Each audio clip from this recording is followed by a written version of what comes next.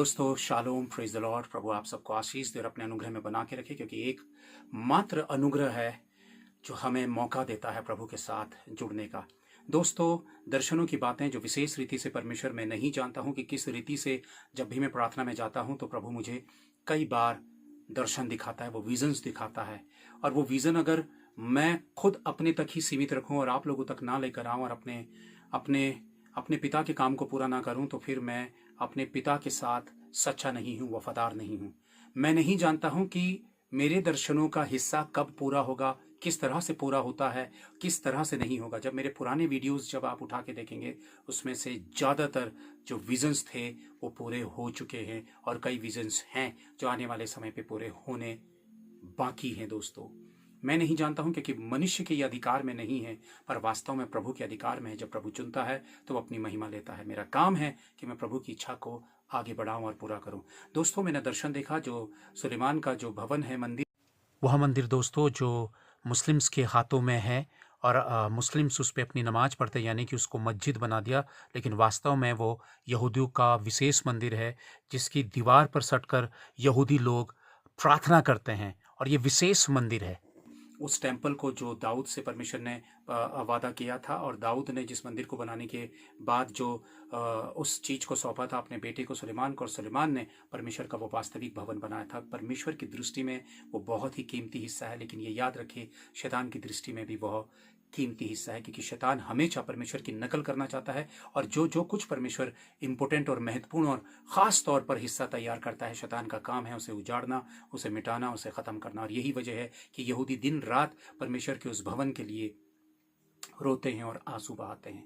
लेकिन प्रभु ने मुझे दिखाया कि वो पीछे की तरफ जो टेम्पल है, जो वॉल है, उसके पीछे की तरफ को जो यहूदियों की वॉल है उसके पीछे टेम्पल है, और टेम्पल के पीछे मुझे बिल्कुल पीछे की तरफ नहीं बल्कि पीछे से थोड़ी सी साइड की तरफ प्रभु ने मुझे दिखाया एक ब्लैक वॉल दिखाई। दोस्तों, वो ब्लैक वॉल थी और मैंने देखा कि वो वॉल न आड़ी तिरछी टेढ़ी नहीं है, टेढ़ी मेढ़ी नहीं है, बिल्कुल ऐसे जैसे वो एक साइज की है। उसको बिल्कुल किसी ने नाप तोल के वो वॉल खड़ी की है। जब मैंने करीब से देखा तो वो मक्खियों का झुंड था। वो सीट पर मक्खी या काली मक्खी या धुंध काली वो धूल या कण थे, क्या था वो मक्खी थी। मुझे जब देखा मैंने तो वो मुझे मक्खियां नजर आई कि वो मक्खियां थी और मक्खियों की वॉल उस टेम्पल के पीछे खड़ी थी। मैं नहीं जानता हूं दोस्तों, लेकिन वास्तव में वचन इस बात को दर्शाता है कि शैतान को हम बाल जबूल के रूप में देखते हैं, और बाल जबूल का मतलब है मक्खियों का झुंड। और मक्खियों का झुंड वास्तव में मक्खियों का सरदार है शैतान, यानी कि दुष्ट आत्माओं का सरदार है शैतान, और उसकी दुष्ट आत्माएं उसका झुंड है। और वो मंदिर जो है वो बहुत ही आने वाले समय पे एक चर्चा का विषय, और वहाँ पे बहुत कुछ ऐसा जो जो शैतान जो है वो अपने आप को प्रकट करेगा, पीस एग्रीमेंट लेकर आएगा इसराइल के साथ, जो बार बार मैं अपनी वीडियोस पर आप लोगों को बताता हूं।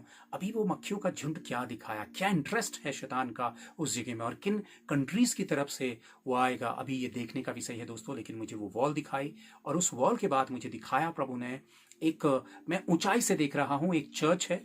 वो चर्च एक पुराना मीन्स का मतलब है कि वो पत्थरों का बना हुआ वैसा चर्च है जैसे पुराने समय में चर्च बने रहते थे। और मैं उसको सबसे ऊपर से मैं उस चर्च को नीचे की तरफ को मैं देख रहा हूं, और कुछ चर्च से कुछ इस उसकी राइट साइड को बिल्डिंगें हैं, शहर है, और शहर के ऊपर से एक ब्लैक धुआं मैं देख रहा हूं।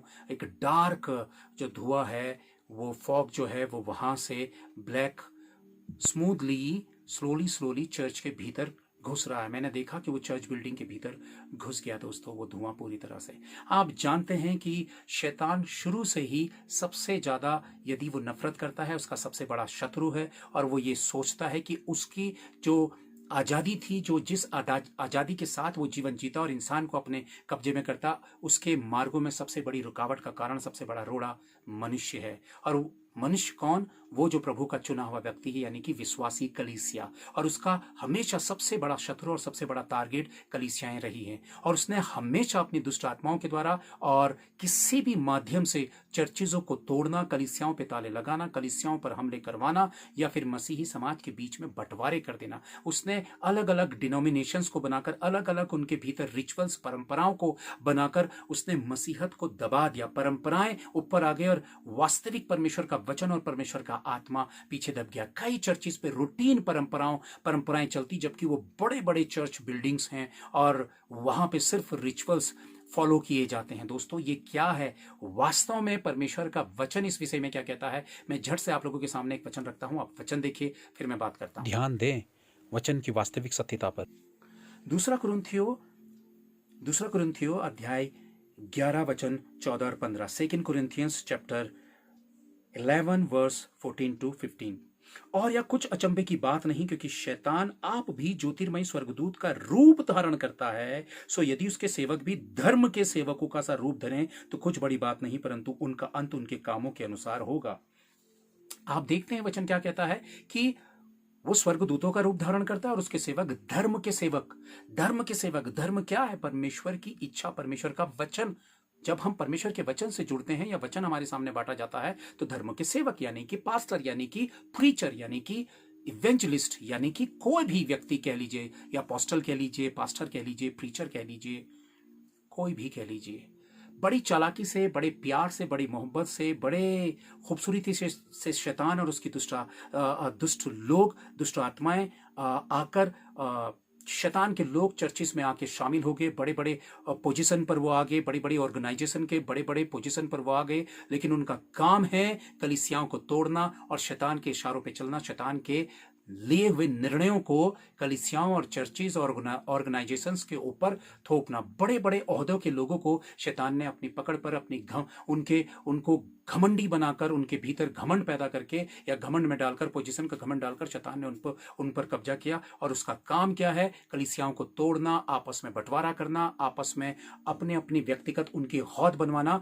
और इस गड़बड़ी पे डाल देना। ये बड़ी चालाकी से शैतान इन गंदे कामों को कलीसियाओं में घुसकर ऑलरेडी वर्षों से कर चुका है, और अब और तेजी से कलीसियाएं बिखरती, बर्बाद होती, टूटती हुई और बिखरती चली गई हैं और बढ़ती और बिखरती चली जा रही हैं।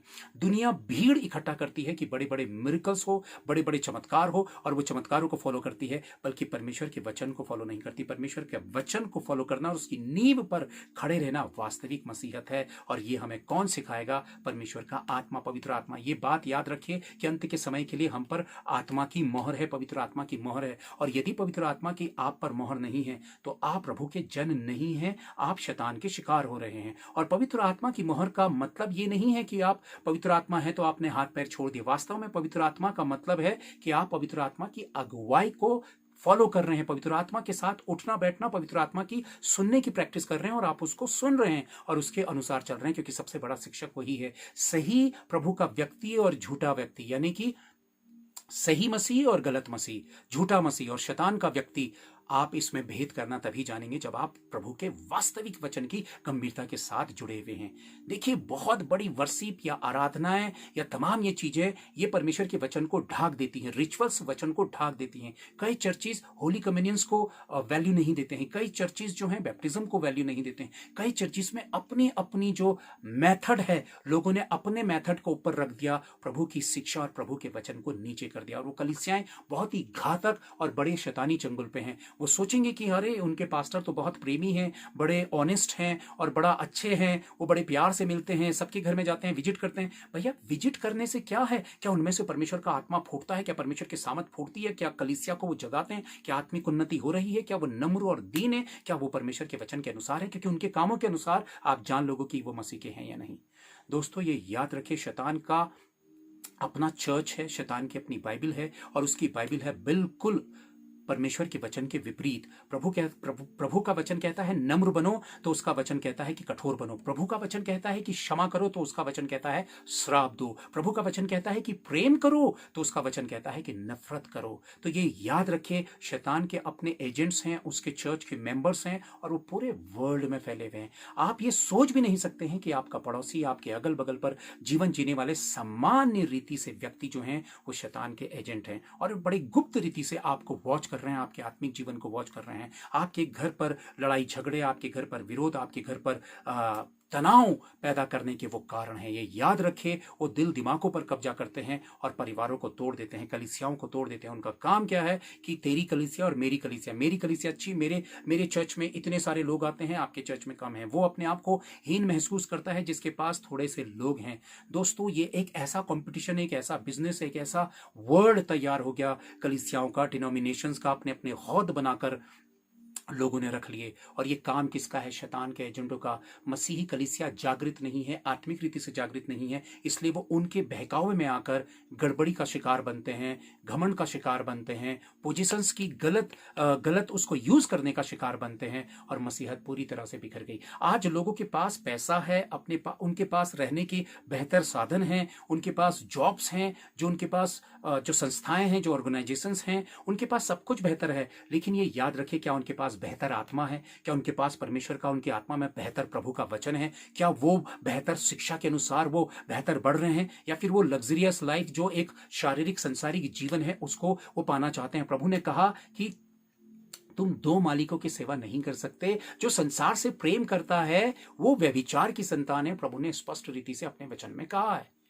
जो संसार से प्रेम करता है, आप संसार के और परमेश्वर के नहीं हो सकते। यदि आप मसीही कलीसिया हैं और प्रभु की दुल्हन हैं, तो वो दुल्हन एक ही दूल्हे से प्यार करेगी, वो व्यभिचार नहीं करेगी। यानी कि आप संसार से प्यार करते हैं तो वो व्यभिचार वाली दुल्हन है, जिसे प्रभु वास्तव में अपनी दुल्हन नहीं मानेगा। दोस्तों, ये बहुत ही खतरनाक और डेंजरस बात है। आपको ये बात समझना होगा। याद रखिए, भीड़ का हिस्सा मत बनिए। जहां बड़े बड़े मिरेकल्स होते हैं, सिर्फ मिरेकल्स को मत देखिए। चमत्कार प्रभु की महिमा का एक हिस्सा है, भविष्यवाणियां प्रभु की महिमा का हिस्सा है, बड़े बड़े मिरेकल्स प्रभु की महिमा का हिस्सा हैं। लेकिन ये याद रखिए, वो परमेश्वर के वचन से ऊपर नहीं है। परमेश्वर का वचन इन सारी चीजों के ऊपर है। बहुत सारे शिक्षक हैं, प्रचारक हैं, जिन्हें आप सुनने के लिए कभी इधर भागते हैं, कभी उधर भागते हैं, कभी सोचते हैं ये अच्छा बोल रहा, कभी आप सोचेंगे वो अच्छा बोल रहा, कभी वो, तो आप कंफ्यूजन पे रह जाएंगे और सबको सुनने के बाद आपका ही भारी नुकसान है। इसलिए पवित्र आत्मा की अगुवाई मांगिए, प्रभु के सामने घुटने टेकिए, प्रभु से कहिए, पिता मुझे सही शिक्षक, सही मार्गदर्शन करने वाले, सही व्यक्तियों को बता, ताकि एक बार जब हम वो मार्ग पकड़ लें और सही लोग हमें मिल जाएं, तो हम किसी भी कीमत पे उस मार्ग को ना छोड़ें। भागते मत रहिए, दौड़ते भागते मत रहिए, समय चला जाएगा, आप सिर्फ भागने में ही अपनी एनर्जी को वेस्ट करेंगे दोस्तों। इसलिए बहुत बुद्धिमानी से आपने अपने मसीही जीवन को जीना है। ये चीज चर्चों के भीतर घुस आई है। और ये याद रखिए, पास्टर हो पास्टर, प्रभु के सेवकों के लिए कुछ नहीं बोलना चाहिए, क्योंकि प्रभु ने मना किया है सेवकों को बोलने के लिए, क्योंकि परमेश्वर उनको दंड देगा। हाँ, प्रभु के सेवकों के लिए वाकई नहीं बोलना है, लेकिन शैतान के जो सेवक हैं, शैतान के जो एजेंट्स हैं, यदि हम उनके लिए नहीं बोलेंगे और पहचानते हुए आत्मा के द्वारा नहीं बोलेंगे, उनसे किनारा नहीं करेंगे, उनके प्रति सचेत नहीं होंगे, तो फिर हम भोले होकर आगे दुख उठा रहे हैं भाइयों बहनों। तीसरी एक चीज जो मैंने देखी, मैं आप लोगों को बताना चाहता हूं, जो प्रभु ने मुझे बताई, मैंने देखी नहीं, प्रभु ने मुझे बताया। जम्मू कश्मीर का नाम बताया दोस्तों। जम्मू कश्मीर नाम मेरे सामने रखा। मैं नहीं जानता हूं कि जम्मू कश्मीर में क्या घटने जा रहा है, क्या भूकंप आने जा रहा है, क्या अर्थक्वेक वहां पे आने जा रहा है। हम अक्सर कश्मीर का नाम सुनते ही टेररिस्ट की बात करते हैं, टेररिज्म की बात करते हैं, पर मुझे नहीं पता कि वहां पे क्या प्राकृतिक आपदा आने वाली है या क्या घटने वाला है। लेकिन प्रभु ने स्पष्ट रीति से मेरे सामने जम्मू कश्मीर का नाम रखा है, जहाँ पे तूफान आ सकता है, जहाँ पे बाढ़ आ सकती है, जहाँ पे भूस्खलन हो सकता है, जहाँ पर भूकंप आ सकता है। क्या होगा मुझे नहीं पता, मैं ये सारे नाम बता रहा हूँ, लेकिन इनमें से मुझे कुछ नहीं पता कि प्रभु ने मुझे ये दर्शाया हो कि वहाँ पे कुछ है। लेकिन बहुत स्पष्ट रीति से प्रभु ने मुझे जम्मू कश्मीर का नाम बताया। दोस्तों, मैं आप लोगों के सामने ये बात रखना चाहता हूँ कि जीवन पे एक बात अगर आपने जांचनी है कि मैं मसीह में हूं, तो मैं वास्तव में मसीह में कैसे मानूं कि मैं वास्तव में प्रभु के साथ हूं। ये याद रखें, आपके भीतर क्या वास्तव में वो नम्रता और दीनता है? क्या आप अपने आप को ज्ञानी या बुद्धिमानी या अट्रैक्टिव व्यक्ति समझते हैं? क्या अपने आप को समाज में आप अपनी पहचान बनाने की कोशिश कर रहे हैं, या फिर यीशु मसीह के समान पैर धोने वाला नम्र और दीन व्यक्ति बनाना चाह रहे हैं? मत्ती अध्याय 5:3 से लेकर आगे तक अगर आप वचन पढ़ते हैं, 4, 5, 6, 7, 8, 9, 10 जब आप पढ़ते हैं, तो वास्तव में एक करैक्टर बताया गया है। वाकई प्रभु कैसे करैक्टर को देखना चाहता है दोस्तों। नम्रता और दीनता जो है वो वास्तव में मसीही व्यक्ति के कैरेक्टर की पहचान है। और अगर दीनता, अपने आप को छोटे करने वाली भावना आप पर है और आप उसकी ओर को काम कर रहे हैं, तो याद रखिए आप सही ट्रैक पर चल रहे हैं प्रभु के। और इससे बड़ी चीज नम्रता, दीनता कब आएगी? जब आपके भीतर वास्तव में परमेश्वर का प्रेम होगा। और वास्तविक परमेश्वर का प्रेम ही आपको वास्तविक मसीह बनाता है। और मैं आपको बात बताऊं कि ये परमेश्वर का जो प्रेम है, ये स्वर्ग का सबसे बड़ा नशा है। इस वर्ल्ड के भीतर ऐसी नशीली कोई भी नशीली चीज नहीं है जो परमेश्वर के प्रेम के नशे के बराबर स्थान रखती हो और ताकत रखती हो। मैं वास्तव में जब परमेश्वर की महिमा के उस प्रेम के नशे में डूबता हूं, तो वो नशा मुझे इस दुनिया से बेखबर कर देता है। तब मैं स्वर्ग की महिमा की बातों पे अपना ध्यान लेकर जाता हूं। जैसे ही आप गुनगुने वाले प्रेम और गुनगुनी वाली मसीहत पे रखेंगे, तब आप दाएं बाएं देखेंगे, आगे पीछे देखेंगे, आप चिंता करेंगे, आप निराश हो जाएंगे, आप कड़वाहट पे जाएंगे, आप नफरत करेंगे, आप बुराई करेंगे, आप उलझे रहेंगे संसारिकता में। फिर आप कहेंगे कि मेरे मन में शांति नहीं है, बेचैनी है, प्रार्थना पे दिल नहीं लग रहा। क्यों? क्योंकि आप परमेश्वर के प्रेम से भरे हुए नहीं है। आप प्रभु के प्रेम को नहीं मांग रहे, और प्रेम नहीं है तो नम्रता और दीनता नहीं, आप नशा नहीं कर रहे हैं। ये याद रखें, परमेश्वर की महिमा का सबसे बड़ा नशा मांगिए कि प्रभु तेरे प्रेम में मैं ऐसे डूब जाऊं। और याद रखें, जो परमेश्वर के प्रेम में डूबते हैं भाइयों बहनों, वो किसी जाति, किसी धर्म, किसी डिनोमिनेशन के ये शिकार नहीं होते हैं। वो वास्तविक एक्चुअल मसीह होते हैं, जो इन तमाम स्तरों से ऊपर उठ चुके होते हैं। ये बहुत छोटी बात लगती है उनके लिए, उनके जीवन से इनका कोई ताल्लुकात नहीं है, वो इनके इन तरीकों से नहीं जुड़ते हैं। वाकई उनका वो परमेश्वर के प्रेम में ऐसे लौलीन रहते हैं कि स्वर्ग की बातें हैं, स्वर्ग का नशा है, स्वर्ग की महिमा है, स्वर्ग की आराधना है, स्वर्ग का आत्मा जो है उनके भीतर उमड़ रहा है। प्रभु दर्शन दिखा रहा है, भेद की बातें बता रहा है, वो उनके चेहरे में मुस्कुराहट है और आनंद है और शांति है, और प्रभु के आगमन की वो बाट जो रहे हैं और स्वर्ग पर अपना मन लगाएं। प्रभु कहता है कि अपना मन स्वर्ग की बातों पे लगाओ। तो दोस्तों, ये याद रखें, संसार आपको गुलाम बनाना चाहता है, संसार आपको बहकाना और गिराना चाहता है और मसीह से अलग करना चाहता है। आप प्रभु की महिमा के नशे में डूबिए, और वही नशा जब आपके भीतर है, वो प्रेम का नशा, तभी आप प्रभु के बेटे और बेटियां कहलाएंगे। आपस में एक दूसरे से प्रेम करो, इसी से जाने जाओगे कि तुम मेरे हो या नहीं। ये परमेश्वर प्रभु का वचन इस बात को हमारे सामने रखता है दोस्तों। तो ये बहुत बड़ी चीज है, आपको मुझको समझनी है। प्रभु का आगमन बहुत नजदीक है, तुरंत प्रभु आने वाला है, अपनी कलीसिया को लेकर जाएगा। पर हम कैसी वास्तव में वो कलीसिया बन रहे हैं जो जिस शर्त की कलीसिया, जो प्रभु ने जिस शर्त की कलीसिया को कलीसिया कहा, हमें उस शर्त की कलीसिया होना है। प्रभु आप सबको आशीष दे। यदि आप हमसे संपर्क करना चाहते हैं तो कमेंट्स पर अपने नंबर दीजिए, हम आपसे बात करेंगे। यदि वास्तव में ये बात आपको अच्छी लगी तो प्रभु आप सबको आशीष दे, अपने अनुग्रह में बना के रखे, ये बातें दूसरों तक पहुंचाएं। Thank you. Praise the Lord.